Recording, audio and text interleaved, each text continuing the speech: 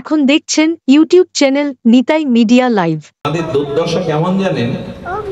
আচার্য জগদীশচন্দ্র ঘোষের পূর্বে শ্রী শ্রী গীতা এই টিকা করেছিলেন উনি, গীতা পুরানো দিনে, সেই ৭১-এরও আগে শ্রী শ্রী গীতা, শ্রী গীতা। ওখানে লিখছেন কোন সনাতনী যখন মুখে অন্ন দেয় তখন তাকে একটা মন্ত্র বলতে হয়। সেই মন্ত্রের সরলত্ব হলো তৃণ হতে ব্রহ্ম পর্যন্ত তৃপ্তি লাভ হোক। মানে আমি যে অন্নটা মুখে নিয়ে তৃপ্তি পাচ্ছি, ক্ষুধা নিবৃত্তি করছি, পৃথিবীর সমস্ত প্রাণী থেকে ব্রহ্মা সবাই তৃপ্তি লাভ করুক, এই মন্ত্র বলে মুখে অন্ন গ্রাস তুলে দিলাম। পাশের বেচারা বিড়ালটা ক্ষুধার্ত হয়ে মিউ করতে করতে হয়তো পাতের কাছে এসেছে, লাঠি দিয়ে জুতো দিয়ে যা ছিল তার ঠ্যাং ভেঙে দিলাম। ১ মিনিট আগে কি বললাম? ১ মিনিট আগে বললাম যে পৃথিবীর সমস্ত প্রাণী থেকে ব্রহ্মা তৃপ্তি লাভ করুক। বিড়ালটা সামান্য দুমুঠো একটু ১ মুঠো অন্নের জন্য ঠ্যাং ভেঙে দিতেও আমাদের কার্পণ্য। আমাদের বলার সাথে করার মিল আছে কি? বলছি সবাই তৃপ্ত হোক, অথচ বিড়ালটাকেই আমি ১ মুষ্টি অন্ন ক্ষুধায় দিতে পারলাম না, ঠ্যাং ভেঙে দিলাম।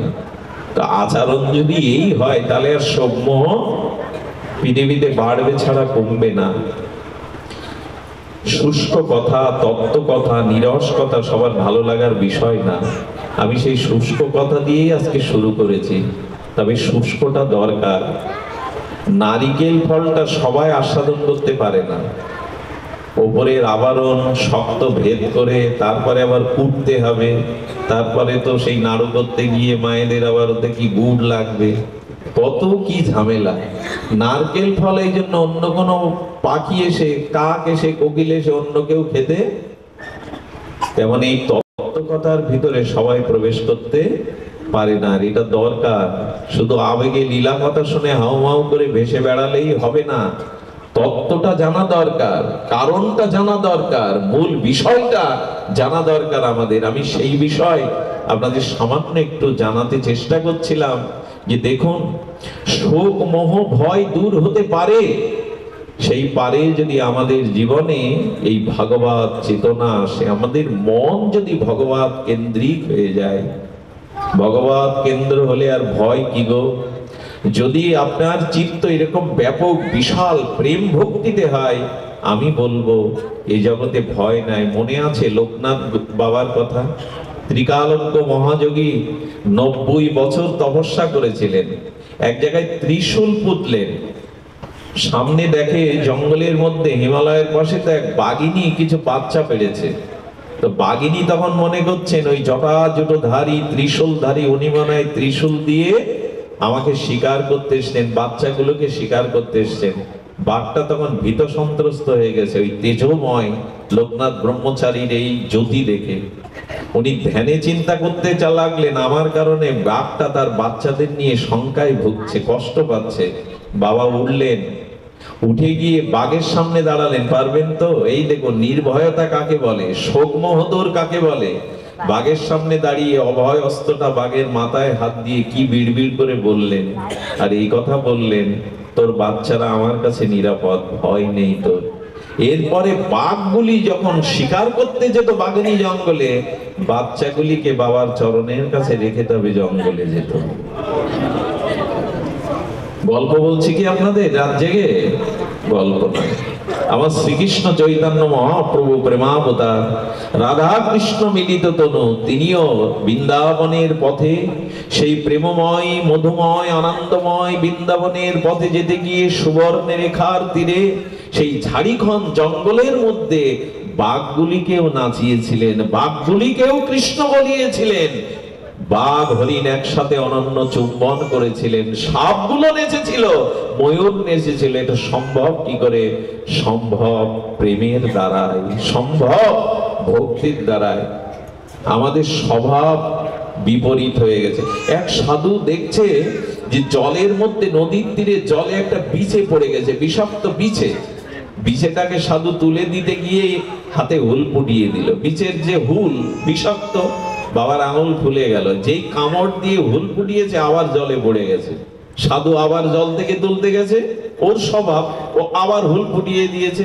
তৃতীয়বার পড়ে গেছে, সাধু আবার তুলতে গেছে, পাশে একজন সাধারণ লোক বলছেন, এই বেটা তুমি পাগল, যে তোমাকে বারবার হুল ফুটিয়ে আঙুলটাকে ক্ষতিগ্রস্ত করছে, বিষ ঢালছে, তুমি তাকে বারবার জল থেকে তুলছো কেন?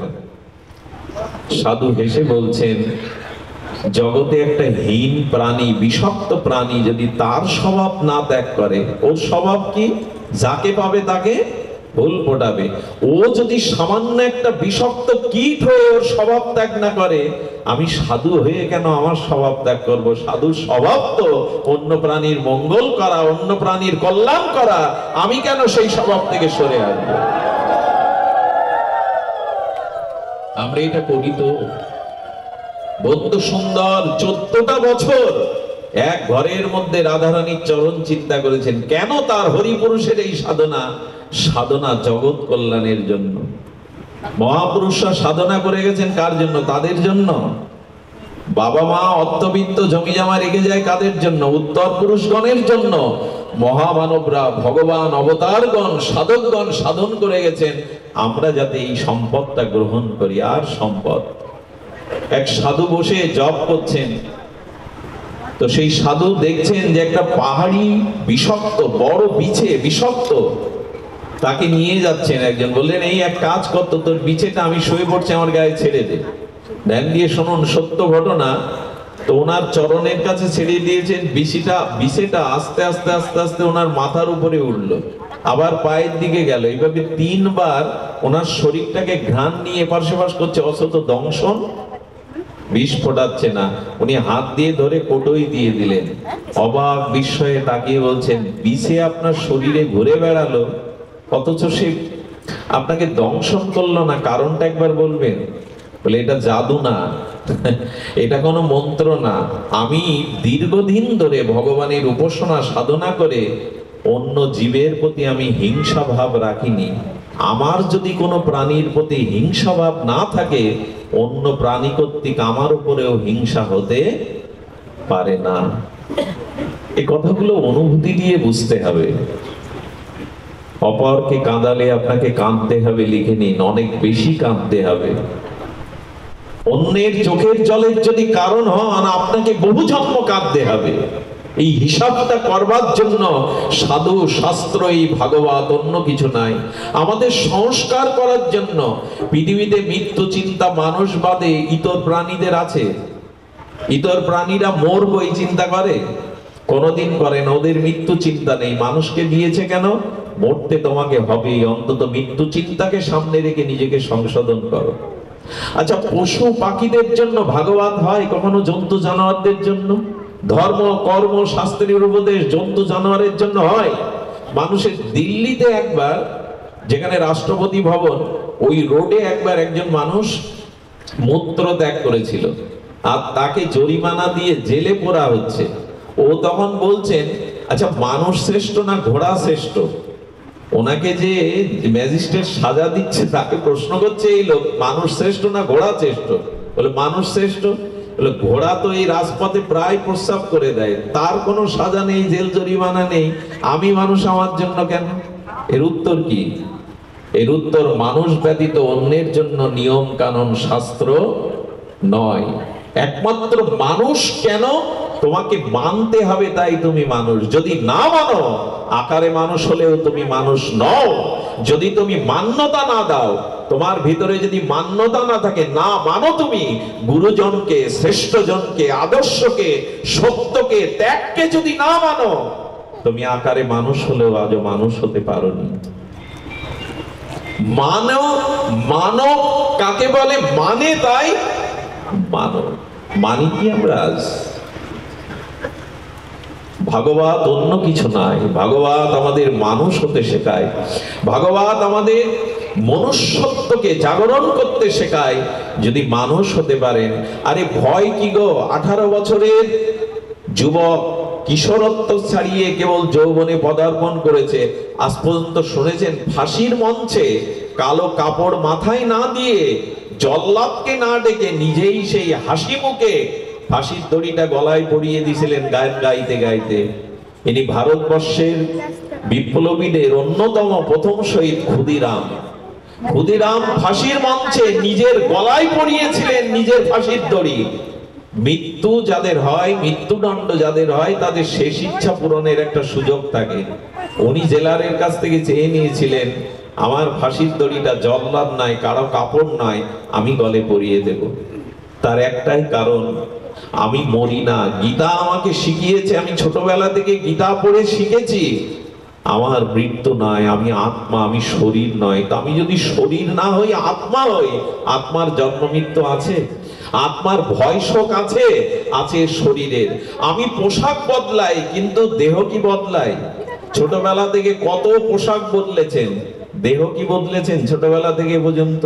দেহটা একই, পোশাকটা পরিবর্তন হয়। তেমনি আত্মার তো শোক মোহনে সেই আত্মজয়ী 18 বছরের ক্ষুদিরাম তিনি মৃত্যুকেও পর্যন্ত জয় করেছিলেন।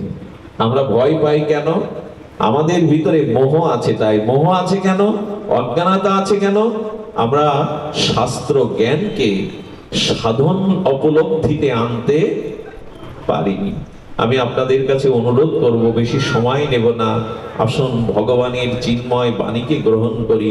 আর সেই বাণী একটাই, মামেকং শরণাং ব্রজ, ভগবানের চরণে শরণাগত হও।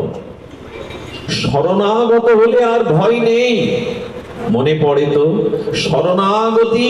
শরণাগত এমন একটি ধর্ম, অর্জুন তুমি আমার চরণে শরণ নাও, শরণ নিলেই তোমার জীবনের পরম কল্যাণ হবে।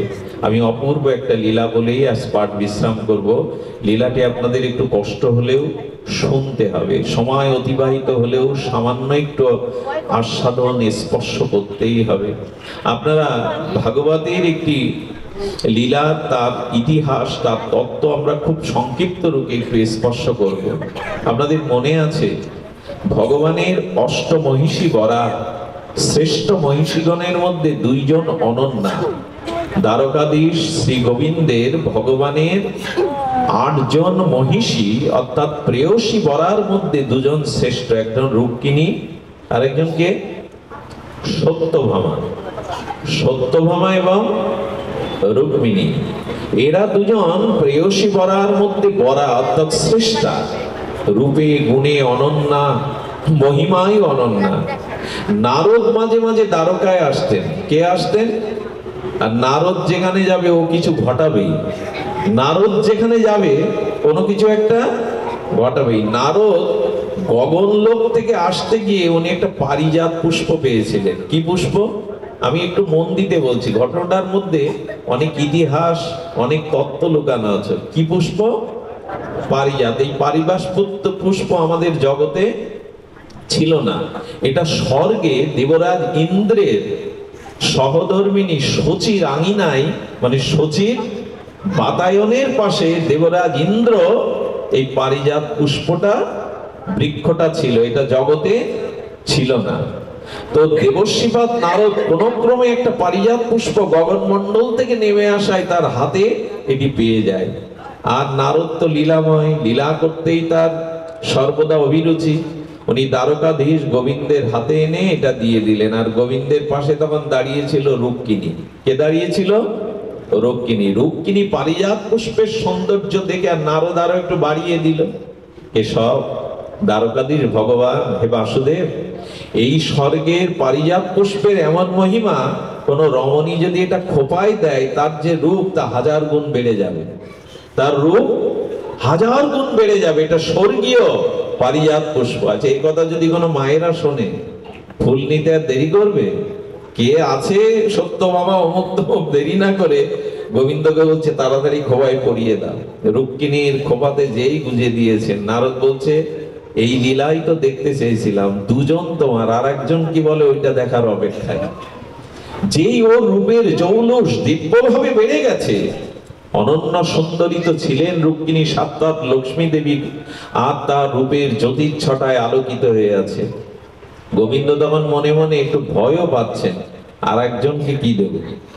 লীলাটি একটু মন দিয়ে শুনুন। দূরে দাঁড়িয়ে সত্যভামা এই দৃশ্য দেখে কোপ ঘরে চলে গেছে। কোপ মানে ক্রোধ ঘরে।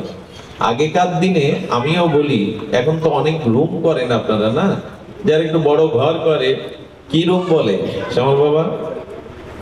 অতিথিদের জন্য একটা রুম, বেডরুম, এইসব বলে না, অমুক রুম, ডাইনিং রুম, অমুক তমুক। তো তখনকার দিনে ক্রোধের একটা রুম ছিল, রাগের একটা রুম। রাগ হলে ওই রুমে গিয়ে বসতে হবে। মাঝে মাঝে এটা করবেন তো ঘরের এক জায়গায়, যার রাগ হবে হাড়ি পাতিল না ভেঙে, গালাগালি না দিয়ে ওই জায়গায় গিয়ে বসবেন। এটা বলে ক্রোধ ঘর, কোপ ঘর। তো সত্যভামা ক্রোধ ঘরে গিয়ে মুখ বেঁকিয়ে বসেছে। গোবিন্দ আর কি করবে, মান প্রসাদনের জন্য বললেন সত্যভামা, বললেন আর আমাকে ডাকবেন না। হ্যাঁ, ফুল আপনি রুক্মিণীর খোপাতেই গুজে দিলেন, আর একজন যে কেউ আছে আপনার প্রেয়সী, এ চিন্তা তো আপনার নাই। এই হলো যন্ত্রণা, এই হলো যন্ত্রণা। গোবিন্দ তখন বলছেন, আচ্ছা এর জন্য এত ভেঙে পড়ছো কেন? রাগ ভাঙানোর জন্য বললেন, নারদকে আমি পাঠাচ্ছি, ওই ফুল আমি আবার একটি এনে তোমার খোপায়। মিটে গেল। সহজে কি মেটে? কিছু মনে করবেন না, আমি মায়েদের কাছে ক্ষমা চাইছি। কোন মহিলার সামনে আর এক মহিলার প্রশংসা করতে যাবেন না, কেউ বিপদ থেকে আনবে। মায়েরা এটা মেনে নিতে পারে না। একজন মায়েদের সামনে আর একজন মায়ের যদি প্রশংসা করে বসেন, সে মেনে নিতে পারবে না। বলছেন হ্যাঁ, ফুল আর একটা দিলেও কি হবে, প্রথম পেলে তো ওই মান যা যাওয়ার তা তো আমার গেছেই, আর একটা পেলেও কি হবে, মান যা যাওয়ার তা তো গেছে। গোবিন্দ বুদ্ধিমান, স্বয়ং ভগবান। বলে কাজ করো, তুমি দাবি করো তো কি করে তোমার মান প্রসাদন করতে পারি? বলে পারিজাত বৃক্ষটাই আমার জানলার পাশে এনে তোমাকে রোপণ করতে হবে। গোবিন্দ তখন মনে মনে বললেন, সম্ভব, আমি ভগবান, আমার পক্ষে তো অসম্ভব নয়।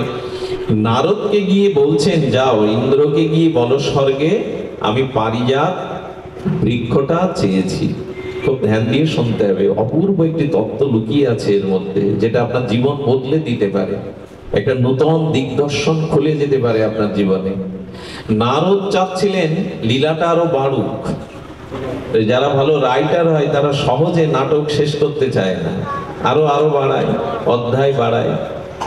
লিখতে লিখতে তো ব্যাসদেব 18,000 শ্লোক লিখে বলছেন ভাগবতে। তো এমনি করে নারদ বলছে, যখন লীলা শুরু করেছে আরো বাড়ুক।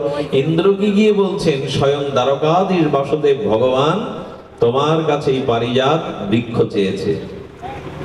তখন ইন্দ্র বলছে, মনে সাক্ষাৎ বিষ্ণু, স্বয়ং ভগবান। একবার অহংকারে, অভিমানে আমি বুঝতে পেরেছিলাম, ওই যে ইন্দ্রজাগ বন্ধ করে গিরিরাজের পূজা করেছিল, তাতে আমার অভিমান চূর্ণ করে দিয়েছিলেন ভগবান বিষ্ণু। নিয়ে যান, নিয়ে যান আপনি। বলে তবে নিয়ে যেতে গেলে তো আপনি শচীর কাছে যান, আমার সহধর্মিণী সতী শচী, ওনাকে বলে আপনি বৃক্ষটা ওখান থেকে নিয়ে যান। বললেন এত তাড়াতাড়ি লীলা শেষ হবে? এত তাড়াতাড়ি কি শেষ হয়? শচীকে গিয়ে বললেন, শচী একটা কুসুম আমি পেয়েছিলাম পারিজাত পুষ্পে, তাতে রুক্মিণী দেবীর খোপাতে দেওয়া এই কি অপরূপ সুন্দরী রূপ ধরেছে আপনার মতো। আর আরেকটি পুষ্প নয়, পুরো পারিজাত বৃক্ষটাকে চেয়ে বসেছেন সত্যভামাজি। এটা গেলে তারও মান যাবে, তারও মান পূর্ণ হবে, সে সুন্দরী হবে, পারিজাত পুষ্পের সৌন্দর্য সে পাবে। ওই যে বললাম, মায়েদের সামনে আর এক মায়ের প্রশংসা করতে যাবেন না। শচী তখন বললেন, নারদ প্রভুকে গিয়ে বলো বৃক্ষ আমি দেব না। আরে স্বর্গের দৈব জিনিস ভূমণ্ডলে কেন যাবে? হ্যাঁ, স্বর্গের মহিমা তাহলে কি থাকলো? দেবরাজ ইন্দ্র তো স্বর্গের রাজা, তার মহিমা কি যা জগতে আছে তা যদি স্বর্গে থাকে? কিরকম কূট বুদ্ধি দিয়ে পেঁচিয়ে দিল। ইন্দ্রকে বলছেন শচী ওটা দেবে না, কারণ স্বর্গের বস্তু পৃথিবীতে যাবে না, তাহলে ইন্দ্রের মহিমা খণ্ড হবে। আমি সতী, আমি স্বামীর মহিমা খণ্ড করতে।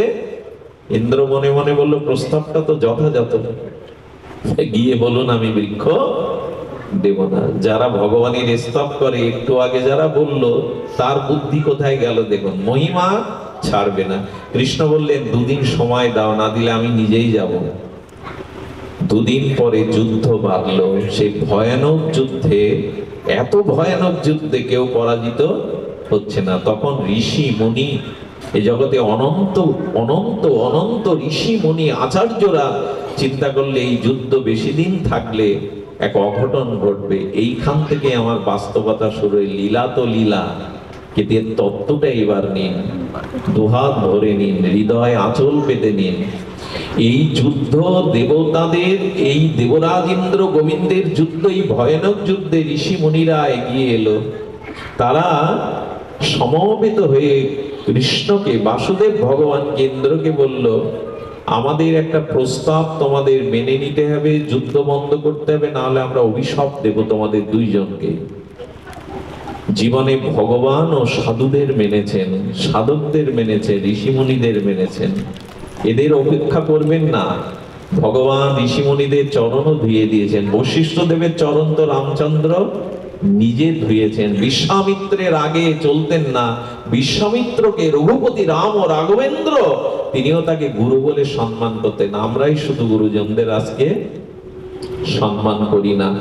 ভগবান এবং ইন্দ্র আসলেন, এসে দেবতা, সমস্ত ঋষি মুনি আচার্য বললেন, আপনাদের এই যুদ্ধ জগৎ এবং সমস্ত দেবলোকের ক্ষতি করবে, এই যুদ্ধ বন্ধ করতে হবে, তবে এই যুদ্ধ চলবে। তবে আর আপনাদের মধ্যে না, এই যুদ্ধ চলবে এই জগতের মানুষের মধ্যে। আর সেই যুদ্ধে কোনো অস্ত্র শস্ত্র ব্যবহার হবে না। আগেই বলেছি, খুব মার্মিক বিষয়, কেন জানি না, শুনলে পরমানন্দ আপনার হৃদয়কে স্পর্শ করবে। এই যুদ্ধে কোনো অস্ত্র শস্ত্র হবে না, এই যুদ্ধ হবে জগতের মানুষের মধ্যে।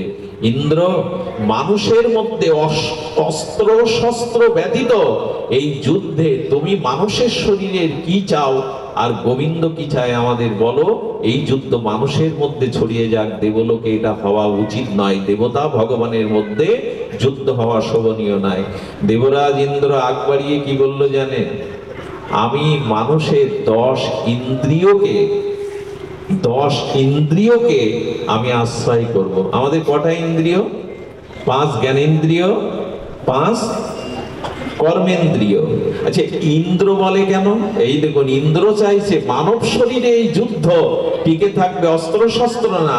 আমি ইন্দ্র রূপে, এই যে চোখ, কান, নাক, মুখ, চোখ, আমাদের যে জ্ঞানেন্দ্রিয়, পাত, পানি, বায়ু, উপস্থ, যে আমাদের কর্মেন্দ্রিয় এবং জ্ঞানেন্দ্রিয়, এই ইন্দ্রের পর ইন্দ্র দাবি করলো, আমি আরেকটি ইন্দ্র চাই, মানুষের মন রূপ ইন্দ্রতে আমি অবস্থান করতে চাই। এদেরকে ইন্দ্র বলে এই কারণে, কারণ আমাদের এই ইন্দ্রগুলিতে কে বসে আছে? ইন্দ্রই বসে। কি বলি আমরা? কর্মেন্দ্রিয় বলি কি না? মনও ইন্দ্রিয়ের মধ্যে পড়ে। ইন্দ্রিয়ের রাজা মন, মনও ইন্দ্রিয়। আর বললেন, আমার পুরোহিত হবে শুক্রাচার্য, আমার দিগদর্শন করবে চন্দ্র। ভালো করে শুনুন, এই লীলা লীলা না, এটা আমাদের জীবন দর্শন। ইন্দ্র কোথায় দখল করলো? আমাদের মন এবং 10 ইন্দ্রিয়। গোবিন্দকে ঋষিরা বললেন, তাহলে আপনি মানব শরীরে কোথায় অবস্থান করবেন, কি নেবেন? গোবিন্দ তখন একগাল হেসে বললেন, আমি মানুষের আত্মা রূপে তার হৃদয়ে অবস্থান করব। এইখানেই হলো রহস্য। আমি বারবার বলছি, আমার ভিতরে শিহরণ হচ্ছে। আমি জানি না আপনাদের অন্তরে পৌঁছে দেওয়ার আমার যোগ্যতা নেই, সাধনা নেই, তপস্যা নেই, জ্ঞান নেই। তবু জেনে নেন, এই যুদ্ধ আজও থামিনি। আসলে এই পারিজাত পুষ্পটাই আমাদের শরীর।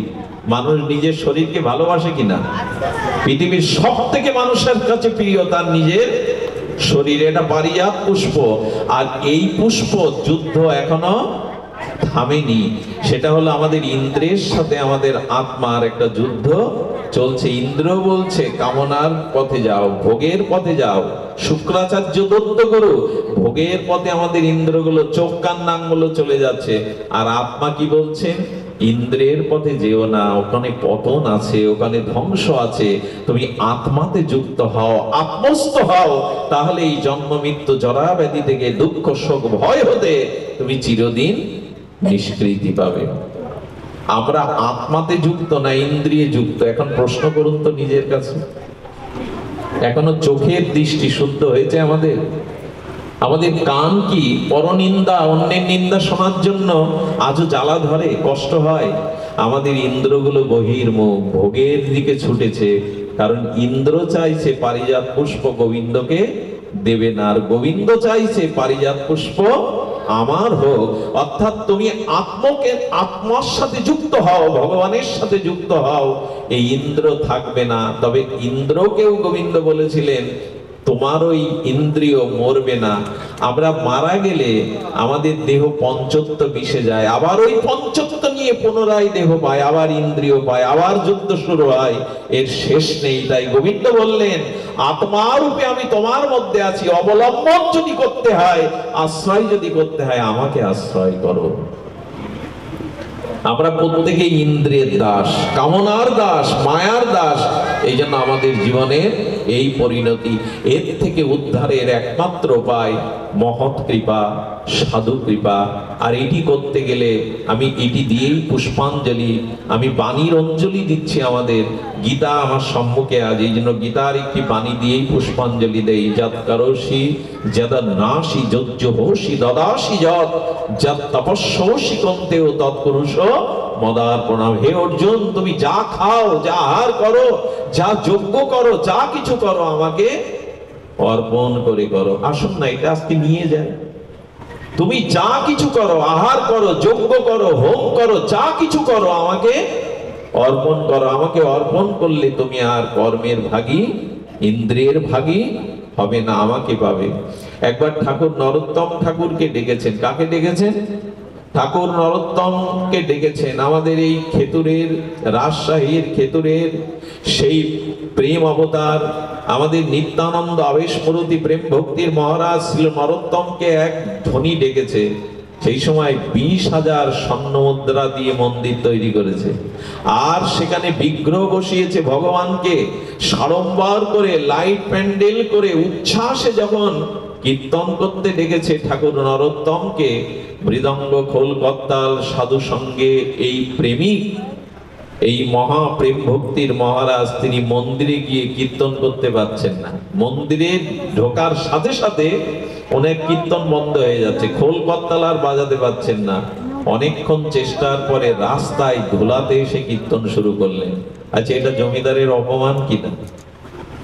আহ্বান করা হয়েছে, কিন্তু ঠাকুর নরোত্তম মন্দিরে কীর্তন করছেন না। বাইরে এসে গড়াগড়ি, সেই প্রেম, সেই অশ্রু, সেই দিব্য উন্মাদ ভাব মহাপ্রভুর, কীর্তনে গড়াগড়ি যাচ্ছেন, প্রেম বন্যা বয়ে যাচ্ছে। জমিদার ধনী এসে বললেন, 20,000 স্বর্ণ মুদ্রা দিয়ে যে মন্দির করা, যেখানে এত সুন্দর বিগ্রহ তৈরি করা, সেখানে কীর্তন না করে রাস্তায় কীর্তন করে আমাকে কেন অপমান করছেন? আমার মন্দির ভালো না, আমার বিগ্রহ ভালো না।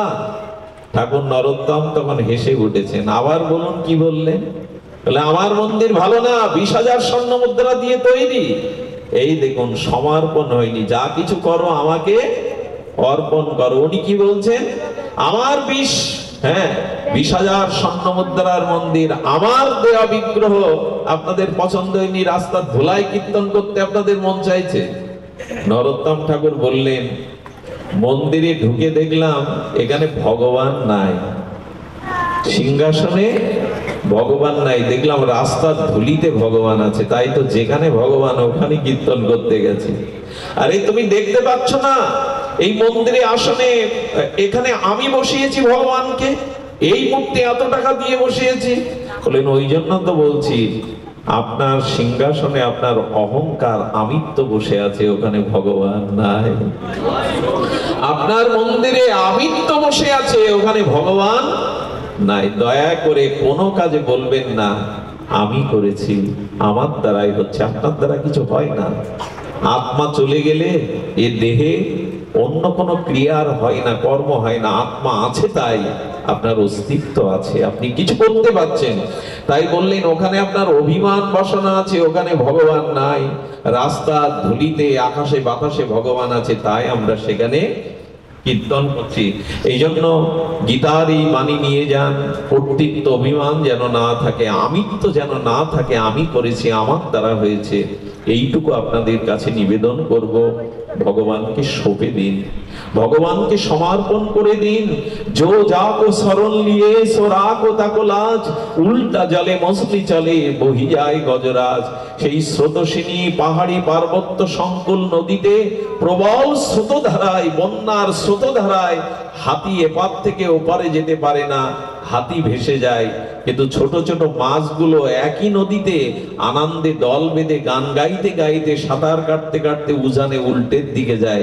হাতি বিস্ময়কর চোখে বললেন, আমার মতো বলবান প্রাণী নদীর স্রোত ভেদ করে আমি ওপারে উঠতে পারছি না, আর ছোট ছোট মাছগুলো উজানে সাঁতার কেটে আনন্দে যাচ্ছে কি করে? মাছের ব্যাখ্যা কি? মাছ বলছে, হাতি আমার জলেই জন্ম, জলেই আমার স্থিতি। আমি জলকে বলেছিলাম, জল তুমি আমার আশ্রয়, তোমায় ছাড়া আমি বাঁচবো না। আমাকে সোনার থালে পদ্মের মধ্যে রাখলেও বাঁচবো না। জল তুমি আমার আশ্রয়, তুমি আমার জীবন। তাই জল বলছে, মাছ আমার আশ্রয় নিয়েছে, মাছ আমাতে অবস্থান করছে, তাই মাছকে না ভাসিয়ে আমি মাছকে বুকের মধ্যে টেনে রাখি। কিন্তু হাতি, তুমি জলের শরণ নাওনি, তুমি তোমার স্বতন্ত্র শক্তি প্রয়োগ করতে গেছো জলে। তাই জলেরও একটা শক্তি আছে, জলও তোমাকে ভাসিয়ে নিয়ে যাচ্ছে, তুমি তো শরণাগতি নাওনি। তো ভগবান চরণে যদি কেউ শরণ নেয়, শরণাগত ভক্তকে ভগবান চিরদিনই রক্ষা করে। আমার সব শেষ অঞ্জলি এই, আসুন আমিত্ব ত্যাগ করে, কর্তৃত্ব অভিমান ত্যাগ করে আমরা ভগবানকে বলি, তোমার চরণে আমার ইহকাল পরকাল যথা সর্বস্ব আমি সমর্পণ করলাম। এই সমর্পণই হলো গীতার শিক্ষা, এই সমর্পণই হলো শোক মোহ ভয় দূর করবার একমাত্র উপায়। ধন্যবাদ দেই মকসেদপুর বাসীদেরকে, তারা বারবার এই অনুষ্ঠানের জন্য কার্তিক বাবা, শ্যামল বাবা যারা আছে বারবার বলেছেন। আমার সৌভাগ্য হয়েছে আজকে সারাদিন থেমে থেমে বৃষ্টিও হয়েছে, ঝড়ও হয়েছে। জানি না ইন্দ্রদেবের কথা বললাম, হয়তো ইন্দ্রদেব কৃপা করেছে, বৃষ্টি নামলে হয়তো আমরা এইভাবে বসতে পারতাম না। আপনাদের সর্বাঙ্গীন মঙ্গল কামনা করে, আপনাদের সকলের ভাগবত জীবন প্রার্থনা করে আজকের মতো হরিকথার এখানেই পূর্ণ বিশ্রাম। জয় শ্রী গুরু প্রেমানন্দে গৌর হরি।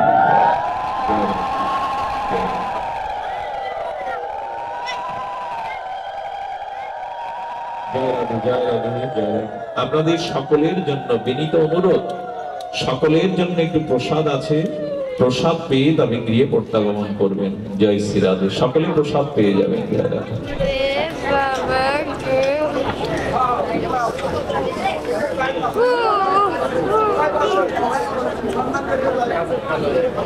একটু নাম বলা উচিত।